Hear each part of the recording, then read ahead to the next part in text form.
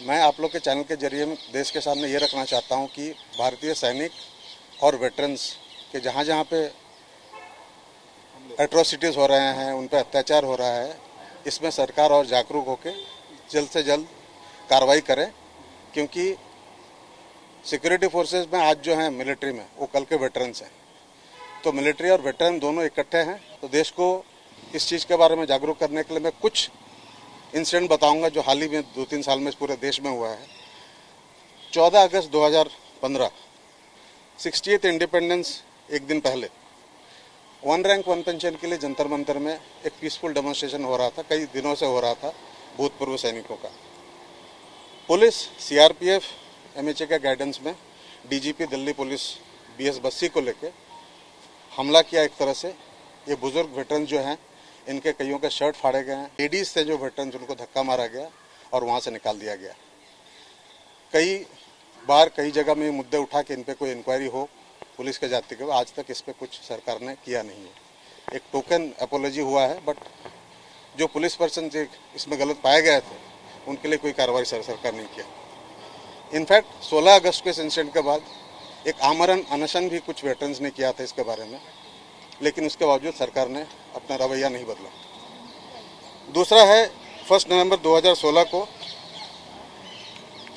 राम, ये एक भूतपूर्व सैनिक है, इसी वन रैंक वन पेंशन के लिए, प्लीज़ ध्यान दीजिए, इसने सुसाइड किया, जहर खा के सुसाइड किया। सुसाइड नोट में लिख के गया, मैं वन रैंक वन पेंशन समय में नहीं मिलने पे सभी सोल्जर्स के तरफ से सुसाइड कर रहा हूँ।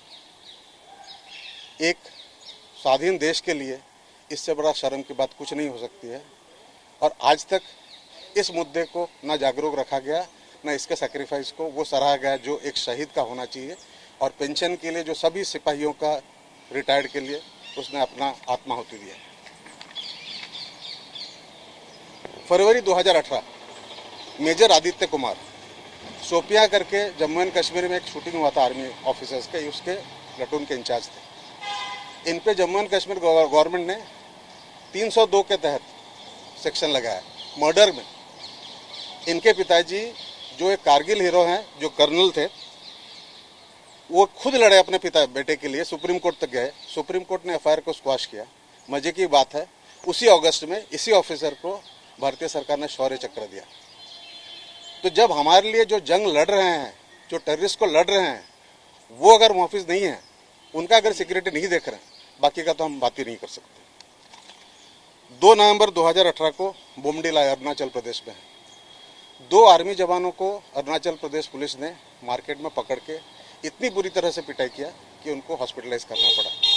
ये मुद्दा सरकार का सेंट्रल गवर्नमेंट तक गई, लेकिन आज तक पुलिसों पर कोई कार्रवाई नहीं हुई। 14 अगस्त 2018 Noida UP, colonel Virendra Pratap Singh Chauhan retired, again स्वाधीनता दिवस से एक दिन पहले इन पे एक alleged abduction and SC/ST act violation का चार्ज लगाया। किसने लगाया? नोएडा के एडिशनल डिस्ट्रिक्ट मजिस्ट्रेट के वाइफ ने खुद लगाया। ये जेल गए, इनका बेल भी रिहा हो गया। कई दिनों बाद इनको फाइनली बेल मिला और पता चला ये पूरा इल्जाम सरासर गलत था। 16 फरवरी 2020 बनासकांठा गुजरात, आकाश कोटिया आर्मी जवान, ये अपने शादी में घोड़े में जा रहे थे अपने गांव में, इन पर पत्थरबाजी किया गया। क्योंकि नहीं ये आर्मी जवान है, ये दलित हैं, तो घोड़े में कैसे बैठ सकते हैं। 22 जुलाई 2020 बड़ोदरा गुजरात, आर्मी जवान अनीस राठवा, इसको पुलिस ने इतना बेरहमी से पीटा, पुलिस स्टेशन में बुला के, ये बेहोश हो गए थे।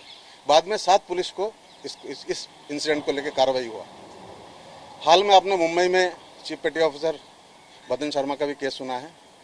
मेरा इस देश के सभी सरकारों से, चाहे केंद्र हैं, राज्य हैं, सबसे गुजारिश है कि भारतीय सेना और भारतीय सेना के भूतपूर्व सैनिक एक अभिन्न अंग हैं। आज जो सैनिक है वो कल भूतपूर्व सैनिक बनेगा। कई भूतपूर्व सैनिकों के बच्चे ज़्यादातर फौज में हैं। ये एक बहुत बड़ा मुद्दा है।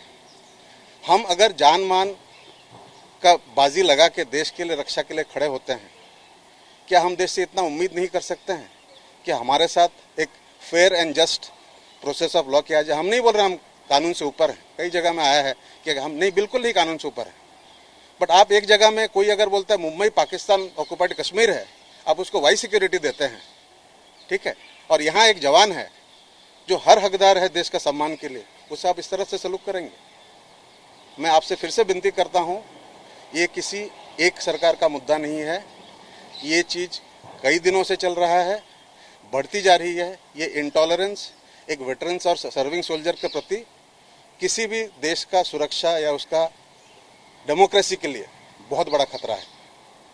तो इसके लिए सरकार को जब भी इस तरह की चीज़ें रिपोर्ट आए, जल्द से जल्द कार्रवाई होना चाहिए, और जो भी सही है गलत है वो कानून के दायरे में किया जाए। ये नहीं कि लोग कानून अपने हाथ में लेके इन जवानों को या इन भूतपूर्व सैनिकों को अत्याचार करें। जय हिंद। आवाज आप उठा रहे हैं तो किसके पास शिकायत कर रहे हैं, इसका फॉलोअप क्या किसके पास है? जहाँ तक हमारा सवाल है, हमने सोशल मीडिया में हर जगह इस चीज़ के बारे में रखा।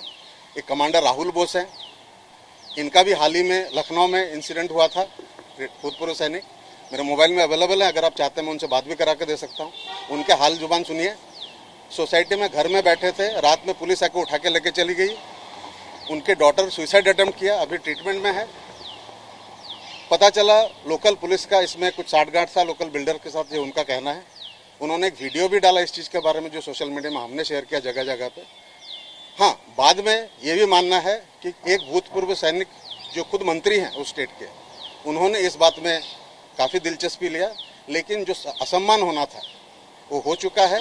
और अभी वो कोर्ट में केस लड़ रहे हैं इस चीज़ के लिए, क्योंकि उनको मानना है जिन पुलिस ने उनसे जाति के यूपी गवर्नमेंट में, उसके अंडर में एक फेयर इंक्वायरी उनको नहीं मिल सकता है। उनका याचिका इलाहाबाद हाई कोर्ट में सब जुडिस। आपने जितने भी केसेस बताए हैं वो सबसे ज़्यादा मतलब 99% ये भाजपा के कार्यकाल में हुए हैं, या भाजपा की सत्ता जो है वहाँ पर गुजरात है, जम्मू कश्मीर में भाजपा शासित राज्यों में हुआ है, केंद्र सरकार जहाँ पर दिल्ली की है वहाँ पर हुआ है। और यहाँ पर जो लगता है कि जो घटना मुंबई में हुई उस टाइम भाजपा का एक अलग रवैया था, इस कैसा डिफरेंस लगता है? देखिए मैं आपको फिर से बताना चाहता हूँ, हम देश के लिए हैं और देश के लिए रहेंगे। हम जब वर्दी पहनते तब भी एक देश के लिए खड़ा रहते हैं। हमारे लिए सब राज्य सब सरकार एक हैं, और जब हम रिटायर करते हैं उसी जज्बे के साथ हम रहते हैं। और जहाँ भी जिस राज्य में रहते हैं, आज के तारीख में हम कोविड योद्धा में सरकार के साथ काम कर रहे हैं। लेफ्टिनेंट कर्नल निमके सिन्हा साहब इसमें हमारे साथ जुड़े हुए हैं। 7 हिल्स हॉस्पिटल में आज कोविड सेक्शन जो है बीएमसी का, वो वहाँ पे जुड़े हुए हैं। हम सरकार को वॉलंटियर्स प्रोवाइड कर रहे हैं एक सर्विस बेंच से।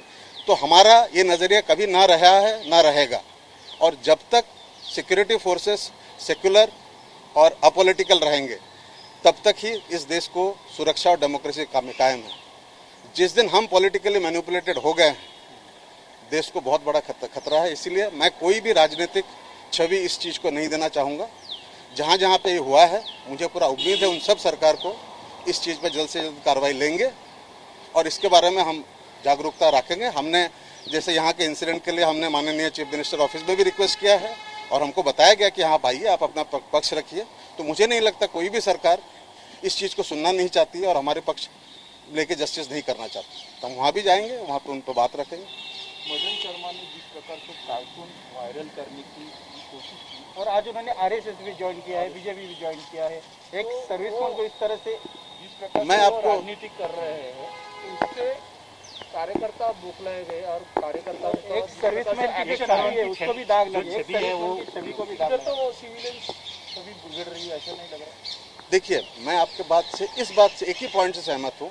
एज ए वेटरन हम लोग जब रिटायर करते हैं, हमें एक मॉडल सिटीजन होना चाहिए, क्योंकि हम डिसिप्लिन फोर्स से हैं। 15-20 साल हमने वर्दी में नौकरी किया है।